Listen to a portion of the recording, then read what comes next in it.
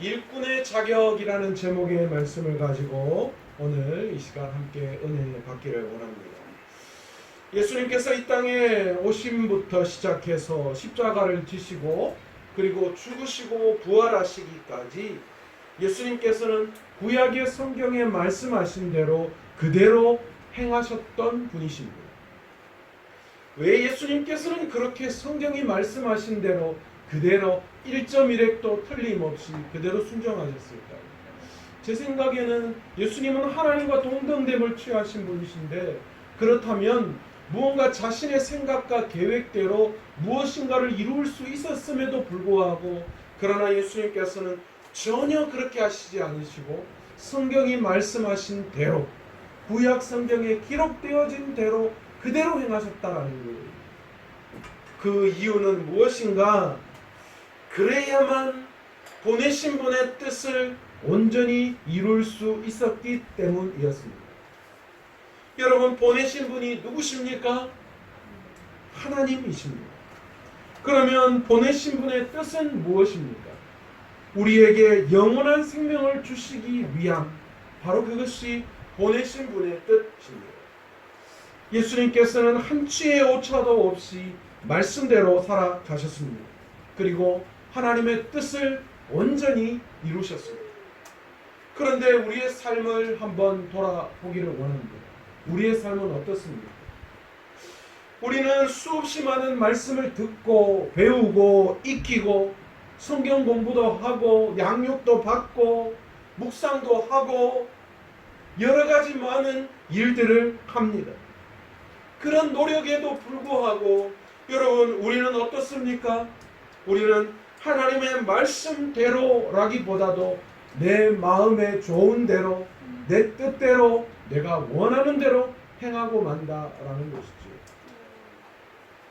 하나님께서는 지금 말씀대로 일할 일꾼을 찾고 계십니다. 여러분, 일반적으로 우리가 일꾼이라고 이야기할 때 여러분, 일꾼이 무엇입니까? 어떤 일을 맡아서 하는 사람, 아니면 앞으로 맡아서 할 사람을 우리는 일꾼이라고 부릅니다. 이 일꾼은 그 일을 맡긴 사람의 뜻, 아니면 대가를 지불해서 어떤 일을 사람에게 위임할 때에 그 대가를 지불한 사람의 뜻에 따라서 일해야 하는 사람이 일꾼이죠. 여러분, 직장에서 사원을 모집할 때에 채용 시험을 봅니다. 그때 면접을 보는데요, 여러분, 그 면접을 볼 때 가장 중요한 게 무엇일까요? 이 사람이 과연 우리 회사에 부합되는 사람인가? 그리고 면접 채용 시험을 보는 사람은 어떻게 해야 돼요? 내가 이 회사에 적합한 사람이다 라는 것을 보여야 되는 거예요. 여러분, 그렇다면 성경에서 말하는 일꾼은 어떤 사람일까요? 오늘 본문에 보시면 사람이 마땅히 우리를 그리스도의 일꾼이요 하나님의 비밀을 맡은 자로 여길지어다, 그렇게 말씀하고 있습니다. 여러분, 여기에서 등장하는 일꾼이라는 단어의 헬라어가 휘페테라스라고 하는 단어입니다. 이 단어는 노예에 가까운 신분을 의미하는 단어입니다. 여러분, 옛날 배너라는 영화 보셨죠? 그죠? 유다 배너가 노예로 끌려가서 로마에 전투하는 배 가장 밑에 뭐예요? 노 젓는 일을 하잖아요. 바로 그런 가장 노예 중에서도 배에 노를 젓는 가장 하급의 그런 노예를 가르쳐서 휘페레테스라고 그렇게 부른다라고 합니다. 이 단어는 고린도전서 3장 5절에서 아볼로는 무엇이며 바울은 무엇이냐, 그들은 각각 주께서 주신 대로 너희에게 하여금 믿게 한 사역자들이니라 라고 이야기할 때 이 사역자라는 말과 동일한 언어입니다. 여러분, 이 사역자라는 단어가 디아코노이라고 하는 단어인데, 이 디아코노이라고 하는 단어도 바로 일꾼이라고 하는 단어와 똑같죠. 사역을 맡은 자. 오늘 본문에도 보시면 맡은 자라는, 일꾼이라는 단어 뒤에 하나님의 비밀을 맡은 자라고 이야기하는데, 이 맡은 자라는 단어의 헬라어가 오이코노모스라고 하는 단어입니다. 이것은 오이코스라고 하는 집이라는 단어와 또 네모라고 하는 이 관리하다라는 단어가 합쳐진 합성어예요. 그러니까 한마디로 말해서 맡은 자는 관리인이다라는 거예요. 그런데 바울이 이 일꾼, 맡은 자, 사역자라는 바로 이런 사람을 뭐라고 이야기하느냐? 이들은 다 그리스도의 일꾼이라는 표현을 사용하고 있다라는 거예요. 즉, 주인이 누구라는 뜻입니까? 일꾼의 주인이 누구라는 뜻이에요? 예수 그리스도다라는 그런 뜻이지요. 그리고 그들에게 일을 맡기셨는데 그 맡은 일이 무엇입니까? 바로 하나님의 비밀이라는 거예요. 여러분, 이 비밀이 뭡니까? 하나님의 구원 사역과 관련된 일을 이 고린도전서에서는 비밀로 표현했습니다.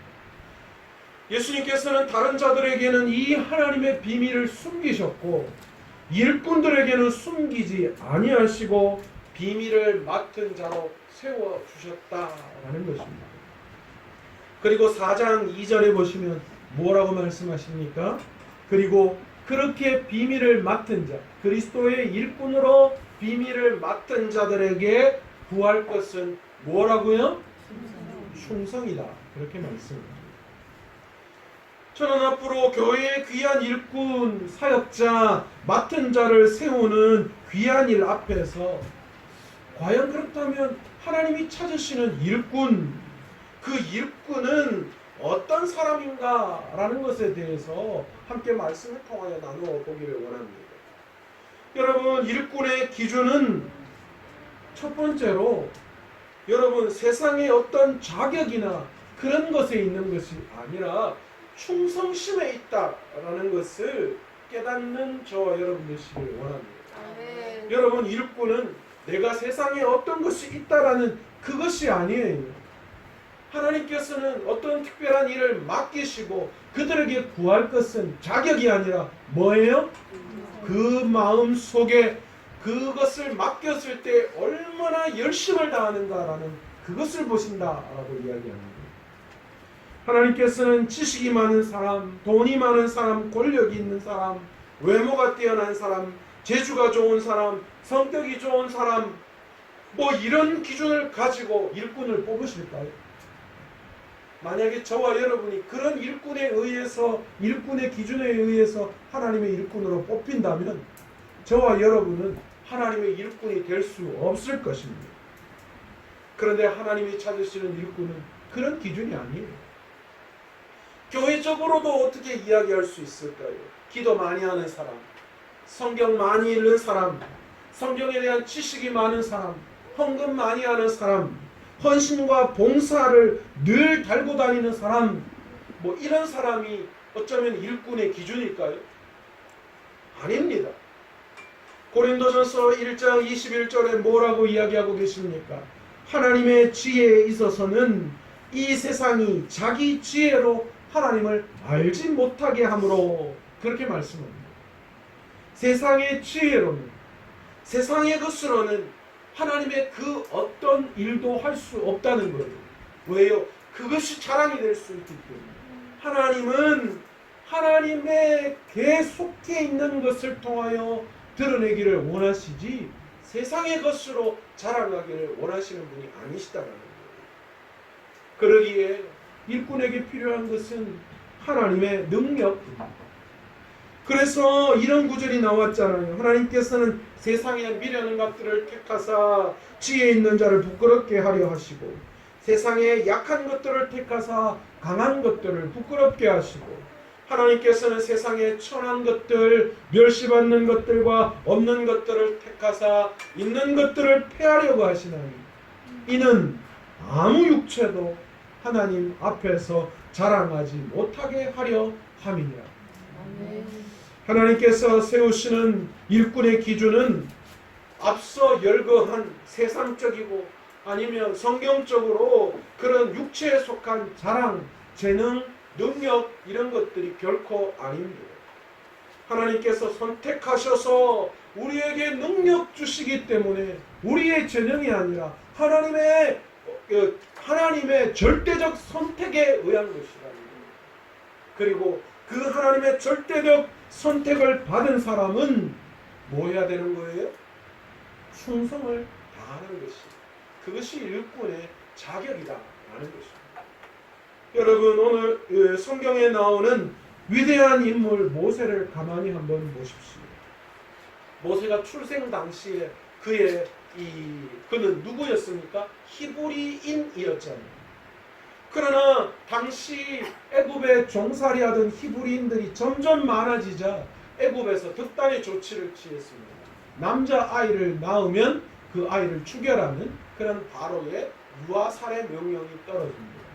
그에 의해서 모세는 지금 죽을 위기에 놓여 있습니다. 그러나 하나님께서는 이 모세를 어떻게 하셨어요? 죽도록 내버려 두시지 아니하시고 하나님은 모세를 선택하셨어요. 그리고 애굽에서 종살이하는 히브리인들을 그 모세를 통하여 구원하시려는 구원의 계획을 세우시고 모세를 일꾼 삼으셨다라는 거예요. 그래서 그 모세가 하나님의 선택에 의해서 어떻게 됩니까? 애굽의 공주의 양자로 들어가게 되죠. 그리고 자라나면서 애굽의 왕자의 자리까지 오르게 됩니다. 모세는 자신의 위치, 자신의 능력을 가지고 하나님의 뜻대로 이스라엘 백성들을, 자기의 민족인 히브리 민족을 살릴 수 있을 것으로 생각했습니다. 그러나 결과는 어떻습니까? 그는 그만 모든 것이 그의 계획이 다 무너지고 결국 바로에게 쫓기는 도망자 신세가 되고 말았습니다. 그는 도망자 신세로 미디안 광야에서 3년의 시간을 흘려보냈습니다. 떠돌이 신세죠. 얼마나 그 광야의 세월이 비참했는가 하면 그의 모국어였던, 모국어가 뭡니까? 애굽에서 살았잖아요. 애굽의 교육을 받았잖아요. 그러니까 그는 모국어가 애굽어예요. 애굽어가 둔하게 될 정도, 그가 평생 썼던 언어가 둔할 정도로 그는 광야에서 외로운, 힘들고 어려운 그런 삶을 살아야 했습니다. 그러나 놀랍게도 하나님께서는 이스라엘 백성을 기억하시고 모세를 광야에서 훈련시키셨습니다. 모세가 가진 것이 아무것도 없음을 깨달아 갈 즈음에 하나님께서 어떻게 하셨어요? 모세를 찾아오셨습니다. 호렙산 떨기나무 가운데 불꽃 안에서 하나님은 모세를 찾아오셨습니다. 그리고 자신의 민족 히브리 사람 이스라엘 민족을 구원하시려는 계획을 시행에 옮기십니다. 여러분, 세상적으로 볼 때 하나님이 찾으시는 일꾼의 기준, 저는 그 일꾼의 기준이 없다고 생각합니다. 그냥 하나님의 선택이에요. 이 사람은 뭐가 있어서, 뭐가 잘나서, 뭐가 위대하기 때문에 하나님은 절대로 그런 사람을 쓰시지 않고 그런 모습을 가지고 있는 자를 쓰시지 않습니다.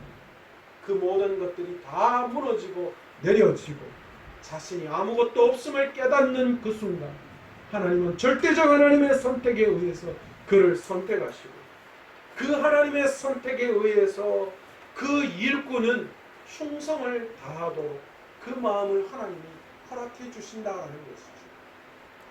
자신 앞에 나타난 하나님의 명령을 받은 모세는 어떻게 합니까? 처음에 그 뜻을 거역합니다. 출애굽기 3장 11절에 보시면 내가 누구이기에 바로에게 가며 이스라엘 자손을 애굽에서 인도하여 내리까. 이게 모세의 마음이었어요. 하나님, 나 아무것도 없어요. 나 애굽의 왕자였어요. 그런데 그때도 못했는데 지금 광야에서 떠돌이 신세하며 이제 말도 어둔한데 도대체 내가 뭘 할 수 있는단 말입니까? 그러나 그렇게 이야기하는 그렇게 자신에게 이야기하는 하나님께 하나님께서는 뭐라고 모세에게 말씀하고 있습니까? 내가 반드시 너와 함께 하리라. 아멘. 나는 안 돼요. 나는 능력도 없어요. 나는 아무것도 할 수 없어요. 라고 이야기하는 하나님의 선택을 받은 일꾼에게 하나님은 내가 너와 함께 하겠다 말씀하시는 거예요. 여러분 그렇습니다. 내가 누구이고 내가 무슨 재능이 있고 능력이 있고 자격이 있고 이런 것들이 중요한 것이 아니라 하나님이 나와 함께 하시는 일꾼, 그 일꾼이 필요한 거예요. 여러분 수학에서 절대수가 무엇이냐가 정말 중요해요. 절대수가 무엇이냐에 따라서 상수가 더해지면 결과가 달라지는 거예요. 절대수가 0이면 상수가 어떤 것이 붙더라도 0 곱하기 10만 이래도 결과 답은 뭐예요? 0이에요. 그런데 여러분 절대수가 높으면 상수가 0이 아니고 존재하기만 해도 그 결과는 어떻습니까? 절대수만큼의 결과가 나타나는 거죠. 여러분 우리의 절대수가 되시는 분이 누구십니까? 하나님이십니다. 그러니 그 하나님 앞에서 내가 존재하기만 하면 우리의 삶은 놀라운 역사가 일어나는 거예요. 이 상수인 내가 커봐야 아무 소용없어요. 여러분 능력이, 재능이 이런 거 이야기하지 마세요. 이 일꾼 선출하면요 이런 거 있어요. 목사님 나는 재능도 없고 능력도 없고 자격도 없어요. 나는 못해요. 여러분 이건 우리가 해야 할 말이 아닙니다. 하나님은 그런 거 보시고 우리를 선택하시는 분이 아니에요. 하나님은 우리를 일꾼으로 세우실 때 재능과 능력 무엇인가 어떤 것들을 보시는 것이 아니라 하나님은 우리에게 일을 맡기실 때 우리의 충성을 보시고 싶어 하신다는 거예요. 그러니 하나님이 일꾼으로 선택하실 때 우리에게 가져야 할 것은 다른 재능, 자격, 어떤 봉사, 헌신 이게 아니라 충성, 순종이라는 것을 다시 한번 깨닫는 저와 여러분 되시기를 원합니다. 네. 여러분 신앙은 존재이지 무엇인가를 하는 게 아니에요. 그래서 신앙은 being이지 doing이 아니라고 이야기합니다. 하나님이 찾아오시는 일꾼은 무엇을 얼마나 했는가가 중요한 것이 아니라 하나님의 자녀가 되었는가 그것을 생각하며 하나님의 자녀로서 정체성을 가지고 살아가는 사람, 그 삶이 필요하다. 그래서 하나님이 찾으시는 일꾼은 doing 하는 사람이 아니라 being 하는 삶을 살아가는 사람이어야 합니다. 예수님께서 이 땅에 오셔서 무엇을 하셨습니까? 십자가를 통하여 하나님과 깨어진 관계를 어떻게 하셨어요? 다시 회복시켜 주셔서 우리를 하나님의 자녀로 삼아 주셨습니다. 그리고 우리에게 하나님의 비밀을 맡겨 주셨습니다. 그렇기에 신앙은 무엇인가 하는 doing이 아니어야 한다는 거예요. 내가 다시 예수 그리스도로 말미암아 하나님의 자녀가 되었다라는 그 존재를 회복하는 거예요. 아멘. 저와 여러분은 예수 그리스도를 통하여서 모두 어떻게 됐어요? 세상에 빼앗겼던 창세기 그때의 하나님이 우리에게 말씀하신 세상을 다스리고 정복하라는 그 명령에 따라서 우리는 그 모든 것이 다 회복되어진 사람들이 되어 있습니다. 그런데 우리가 그렇게 살아가요? 세상을 다스리고 정복하고 살아갑니까? 왜 그렇습니까? 왜 그게 안 됩니까? 우리가 여전히 하나님의 자녀로 세상을 다스리는 자로 존재하지 못하고 과거의 죄의 종노릇하는 그 모습 속에서 여전히 전전긍긍하고 있다는 거예요. 우리가 자격이 없는 것이 아니라 그런 존재가 되지 못했던 거예요. 일꾼이 되기 위해서 일꾼이 되고 나서도 제일 부담스러워하는 것 중에 하나가 뭐냐? 일꾼으로 행해야 할 삶이에요. 교회가 일꾼을 세우면 다들 내가 일꾼 되면 내가 집사 되고 권사 되고 장로 되면 교회에 이런 많은 일들을 내가 다 하고 해야 되는데 나 부담스럽고 싫어. 여러분 그렇게 생각하지 마십시오.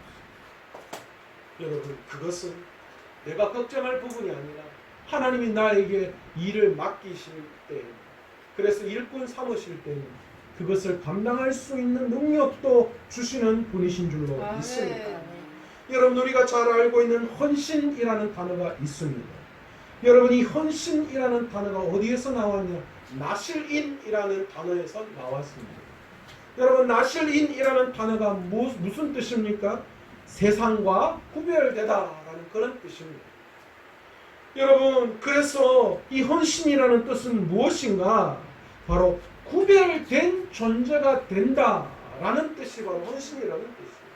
내가 교회에 헌신했다라는 말은 무슨 말이에요? 세상과 구별된 존재로서 내가 하는 것을 말하는 겁니다. 존재가 되는 것이 쉬워요? 아니면 무언가 하는 게 쉬워요? 여러분, 부모로서 해야 할 일을 그냥 하는 거는 어쩌면 그 어려운 거 아니에요. 그죠?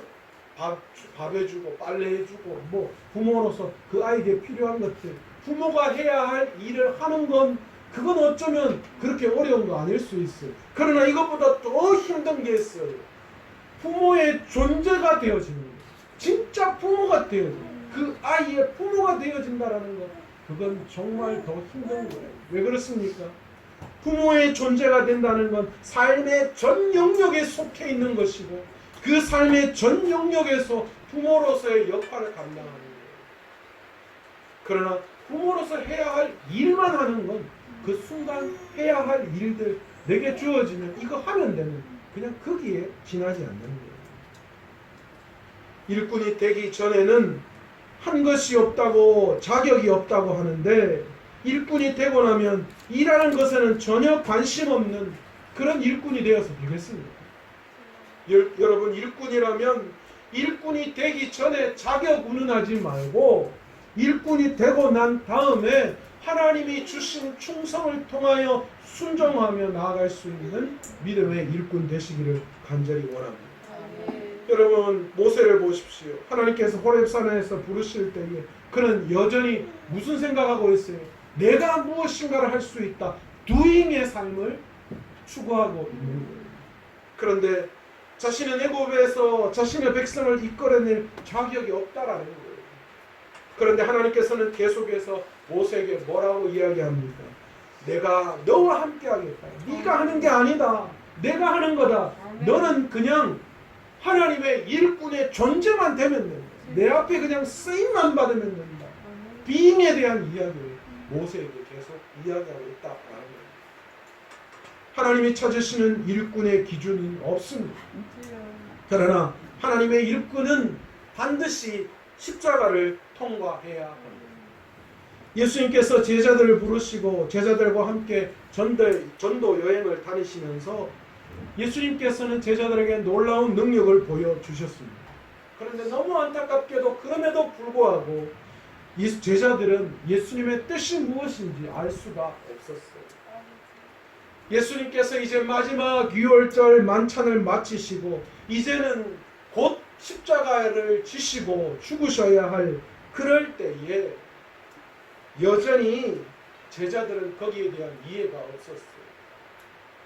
유월절 만찬을 마치시고 제자들과 함께 감람산에 이르셨을 때에 예수님께서 제자들에게 뭐라고 이야기하느냐? 너희가 다 나를 버리리라.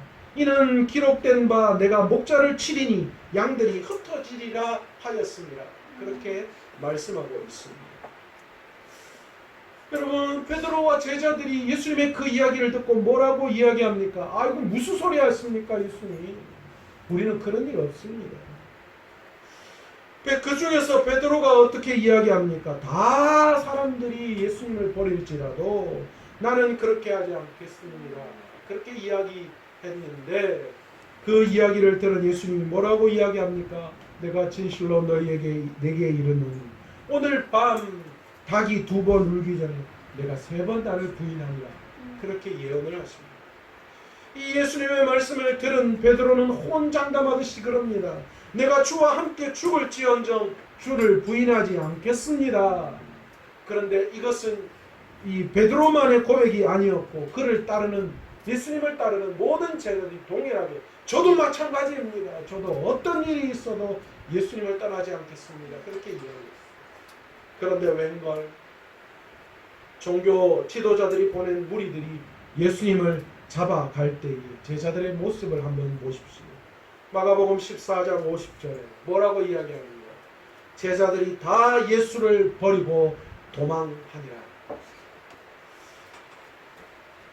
그리고 예수님께서 대제사장에게 신문을 받으실 때에 예수님의 예언했던 베드로의 예언을 그대로 이루어집니다.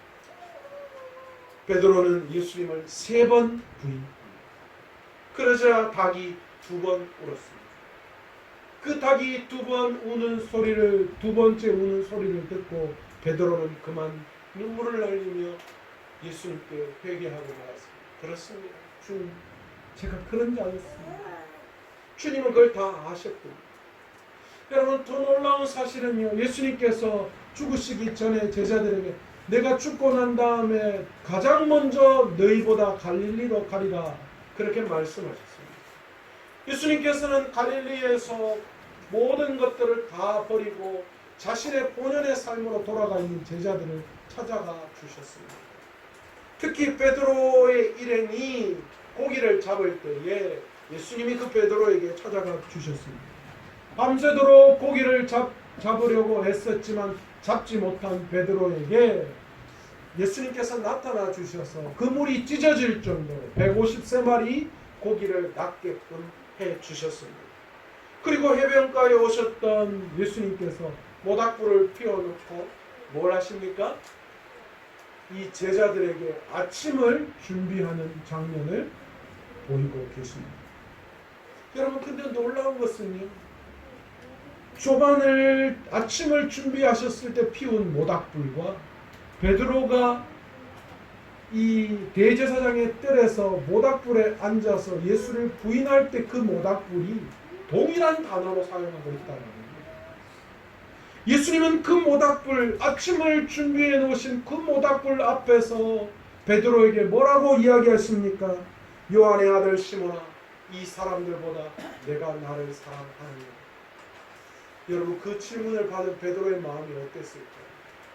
예수님을 배반했던 그때가 오버랩 되지 않았겠어요? 똑같은 장면이었어요. 내가 이때 예수님을 배반했는데, 내가 예수님을 모른다고 이야기했는데, 그런데 이 상황에서 나를 위해서 고기를 잡으시고 아침을 준비하신 예수 그리스도, 그분이 나에게 말씀하십니다. 요한의 아들 시몬아, 이 사람들보다 내가 나를 사랑하느냐? 그때 이 베드로의 마음이 어떠했겠습니까? 무너졌겠죠. 자신의 실체가 어떤 사람인가를 너무 잘 깨달을 수 있었을 거예요. 자신의 한계가 어디까지인지도 알았을 거예요. 감히 예수님 앞에 어떻다라고 표현할 수 없는 것이 베드로의 마음이었어요. 네가 나를 사랑하느냐? 라고 이야기했을 때 주께서 아시나이다. 주께서 내가 사랑하는 줄을 아시나이다. 여러분, 이때 사랑은요, 우리가 알고 있는 아가페의 사랑이 아니었어요. 베드로는 예수님의 그 질문에 철저히 자신을 향한 고백과 회개와 겸손이 담겨져 있는 그런 사랑이었어요. 주님 아시잖아요. 제가 이 모닥불 앞에서 주님을 3번이나 부인한 사람이었다는 거 주님 너무 잘 아시잖아요. 주님, 내가 주님이 원하시는 만큼 주님을 사랑할 수 없는 유한한 존재임을 주님 너무나 잘 아시잖아요. 주님, 내가 정말 주님 앞에 사랑이라고 말할 수 없을 그런 자임을 베드로는 너무나도 잘 알고 있었다는 거예요. 그렇습니다. 과거 베드로는 자신이 무엇이든지 할 수 있음을 그런 생각으로 자신을 치장하고 포장하고 자신의 어떤 외적인 어떤 것들을 드러내는 그것에 집중했어요. 그러나 예수님의 십자가를 통과하고 난 다음 베드로의 모습이 달라졌어요. 자신의 연약함, 자신이 할 수 없음을 깨닫고 주님 앞에 철저히 자신의 연약함을 고백하고 겸손히 자신을 낮추며 나아갈 수 있는 그런 사람이 되었다라는 거예요. 이 십자가를 통과하고 난 베드로야말로 앞으로 하나님이 쓰시는 위대한 일꾼이 될 수 있었다라는 거예요. 여러분, 우리가 할 수 있는 게 뭐가 있어요? 내게 있어야죠. 내 스스로 가진 재능과 능력이 있어야죠. 주님이 주시지 않으면 내게 어디 있습니까? 내가 가지고 있는 지혜, 재능, 능력, 잘남, 그 모든 것이 다 내게 아니라 누구 겁니까? 하나님이 주셨기 때문에 가능한 거예요. 내게 아니에요. 그러니 내가 자랑할 게 없는 거예요. 내 재능이 필요 없는 거예요. 하나님이 중요하다. 그게 일꾼은 내 능력과 내 재능이 아니라 하나님의 선택에 의해서. 그래서 일꾼이 되는 것입니다. 충성과 순종이 내 삶에 필요하다는 것입니다. 일꾼이란 내가 무언가를 많이 하는 어떤 보여지는 doing의 개념이 아니라 내가 하나님의 자녀로서 존재하는가, 그 삶을 살아가는가에 대한 부분임을 다시 한번 깨닫고 오늘 이 시간 주님의 일꾼이 된 우리 모두가 우리 스스로 십자가를 통과할 수 있는, 그래서 진정한 주님의 일꾼, 하나님의 비밀을 맡은 자로 하나님께 충성을 다하는 귀한 일꾼으로 쓰임받는 저와 여러분 되시기를 간절히 축원합니다. 아멘.